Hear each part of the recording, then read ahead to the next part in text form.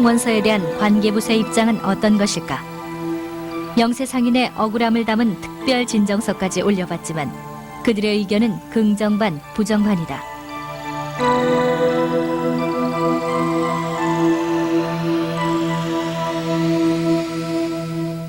백상기 씨가 올린 청원서에 대해 법제사법위원회에서는 영세 상인의 범위를 어디까지 정할 것인가?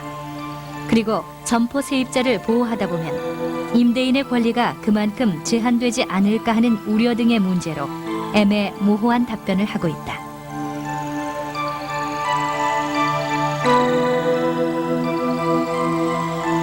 그렇다면 영세점포 상인들이 법으로 보호받지 못하는 현실 속에서 정부의 그런 입장은 타당한 것일까? 영세 상인들의 임대차 피해 사례 전국 현황을 알아보기 위해 서울 YMCA 시민중개실을 찾아봤다. 그런데 올해 시민중개실 창구에는 점포 임대차로 인한 분쟁과 피해에 관한 상담, 그리고 해결 요청 건수만도 2천여 건이 접수됐다고 한다. 이것은 지난해에 비해 30%나 증가된 추세다.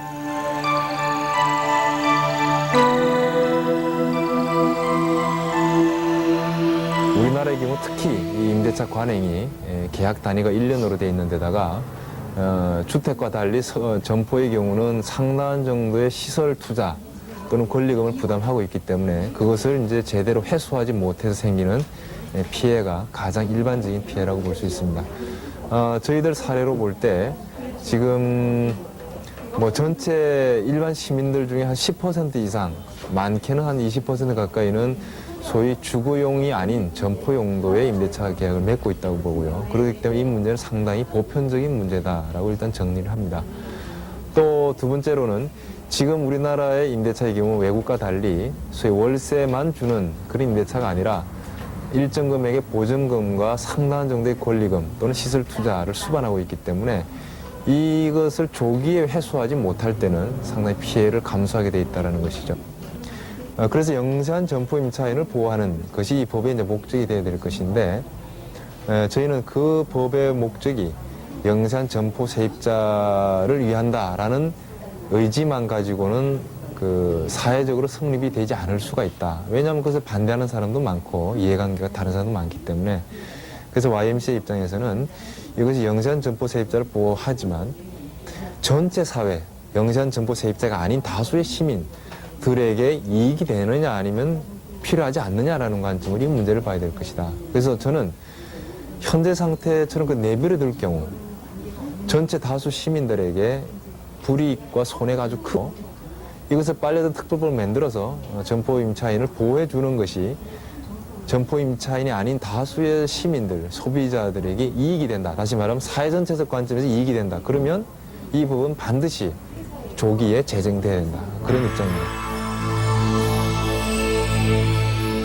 이렇게 해마다 늘어나는 임대차 분쟁은 임대인과 임차인, 당사자들만의 문제가 아니다. 그 피해는 영세 상인들뿐만 아니라 시민들에게 돌아온다.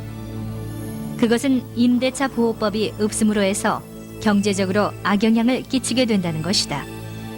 그렇다면 그 근본적인 모순은 어디에서 비롯되고 또 이런 문제를 어떻게 풀어나가야 할 것인가? 청주 시내 음식점 수가 한 청주시 상당구 흥덕값이 한 6,900개 됩니다. 근데 지금 자기 건물로 소유되는 극히 드물고 대부분이 약 한 96%가 타가지고 이렇게 세로를 놓고 살고 있는데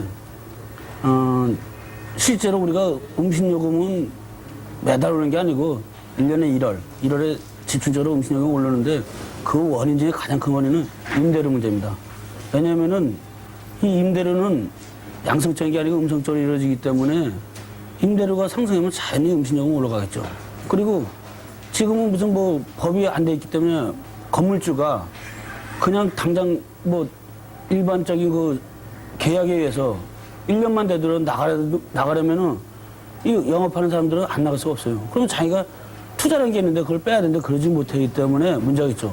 그렇기 때문에 어떤 법이 제정돼서 일률적으로 1년에 뭐 한도, 한계, 뭐 5%, 6%면은 그렇게 되면 우리 영업하는 사람들도 투자를 할 수 있고 그 다음에 음식요금도 인상 요인이 발생이 안 하는데 이게 큰 문제입니다. 보다 근원적으로 세제에서부터 찾아야 되지 않는가 저희는 그런 생각을 합니다. 그러니까 지금 예를 들면은 30여 평 되는 아파트를 갖고 있는 사람과 소형 승용차를 갖고 있는 사람과 1년에 내는 세금이 아마 승용차를 가지는 사람이 더 높을 겁니다. 그것은 다시 말하면은 부동산, 즉 건물이나 땅을 갖고 있는 사람들이 상대적으로 그 낮은 세율들을 적용받고 있다. 그리고 특히 임대차에 있어서 임대차의 계약 금액들, 전세 금액들이 현실적으로 투명화되지 않고 있다라고 하는데 중요한 원인이 있고 이런 점들이 물가 상승들을 많이 부추긴다고 생각을 합니다. 그래서 저희들은 우선 임대료를 투명화하고 현실화하는 것들이 필요하고 특히 이러한 불로소득들에 대해서는 과세율을 조정해서 중과세하는 것이 마땅하다고 생각을 합니다.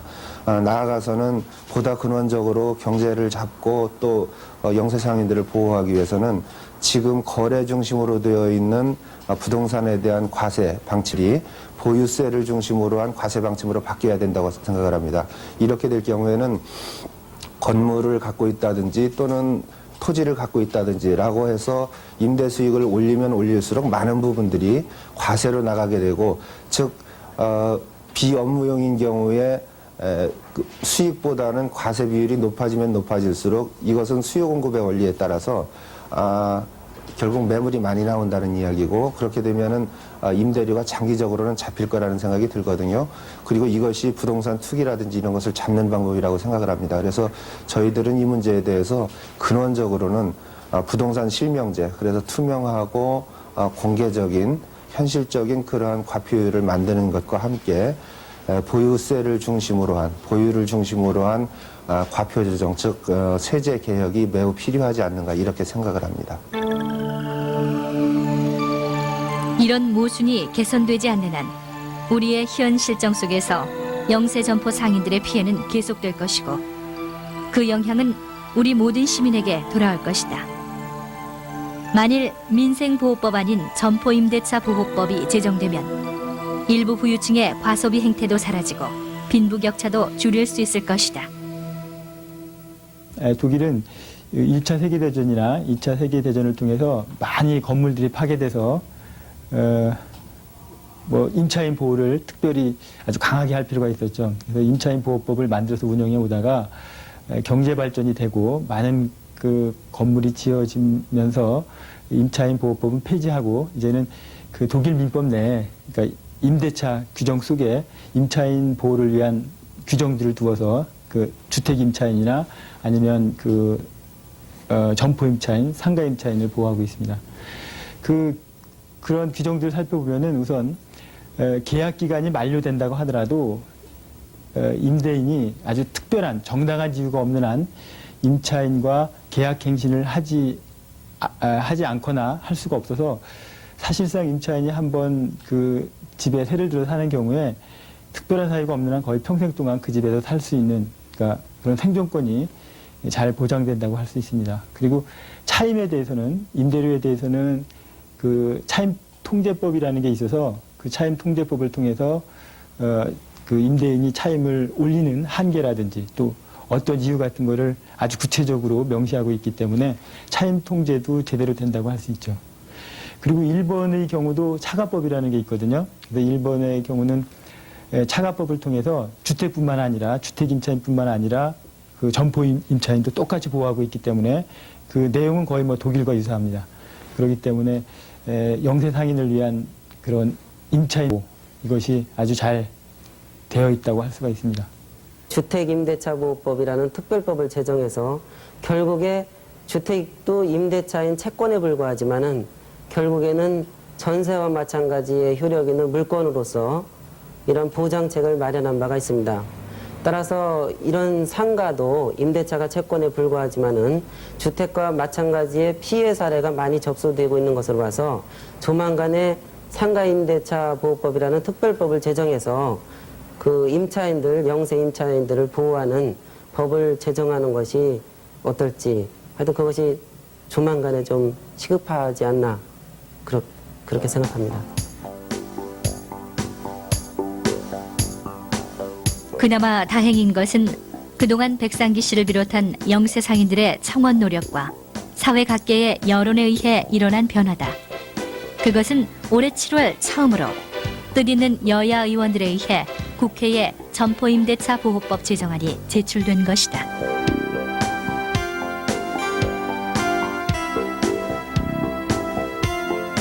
네, 현재 저희 의원들이 한 50여 명 발의를 해서 지금 법안이 법제사법위원회에 넘어가 있습니다. 그래서 이제 저희 당으로서는 이제 이 법제사법위원회에 넘어가 있는 것을 당론으로 확정짓기 위해서는 저희가 당정협의회와 당무위원회를 거쳐서 당론을 확정이 되죠. 그러니까 이제 아무래도 점포 임대차 보호법이라고 하는 건 임대인과 임차인을 동시에 보호하자는 거니까, 그런데 이제 얼핏 듣기에는 마치 새 들어 사는 사람, 임차인만 보호하는 걸로 오해될 소지가 있죠. 그러니까 자연적으로 임대인 측에 선 사람들은 법안 내용을 자세히 검토하지 않으면 자기네들이 불이익이 오지 않는가 해서 좀 많은 그 항의라든가 그런 것들도 들어있죠. 네. 그 당 내에서나도 정부 부처 간에도 이해관계가 좀 다른 그런 경우가 있기 때문에 그런 점에 대해서 좀 애로사항이 있고 그렇죠. 그러면 올해 이 법이 좀 어떻게 통과될 예상은 어떻게 하고 계십니까? 뭐 큰 하자 없는 한은 법안에 좀 미비점은 이제 법사위원회에서 보완을 하겠지만은 그러면 뭐 그 우리 당으로서도 이걸 굳이 통과 안 해야 할 이유가 없지 않습니까? 대다수 영세 서민들을 보호하자는 법안이기 때문에 이 법안 취지 자체야 뭐 누구든지 다 공감하는 거니까 혹시 이제 다른 법과 연관되어서 문제가 발생될 수 있는 거는 이제 보완하면 되는 거니까 뭐 전만 좀 밝혀봅니다. 법은 곧 양심이요, 상식이요, 정의의 실현이다. 그리고 사회 현실과 정신을 반영해야 한다. 그러나 무엇보다 중요한 것은 법은 만인에게 평등해야 한다는 것이다. 은행에서 대출 받은 거 하면 길거리에 나게 생겼는데 점포 임대차 보호법이 언제 제정될지는 아무도 모른다. 하지만 법이 생겨나지 않는 한 임대차 피해로 눈물 흘리는 우리의 힘없는 영세 상인들의 고통은 계속될 것이다. 약자는 죽고 강자 돈 있는 사람만 살아나가는 세상이 되지 않겠어요? 그러니까 하루빨리 이런 권리를 보장할 수 있는 법을 만드셔가지고 우리같이 억울하게 당하는 사람을 조금이라도 보호를 해주셨으면 감사하겠어요. 지금 선생님이 또 하시고 있는 일이 잘 돼서 상가임대차 보호법이라는 게 생겨서 저희같이 어려운 사람이 더 이상 안 나왔으면 그거죠. 앞으로 정부나 또 관에서 이런 걸 해결치 못하면 사령죄 납니다.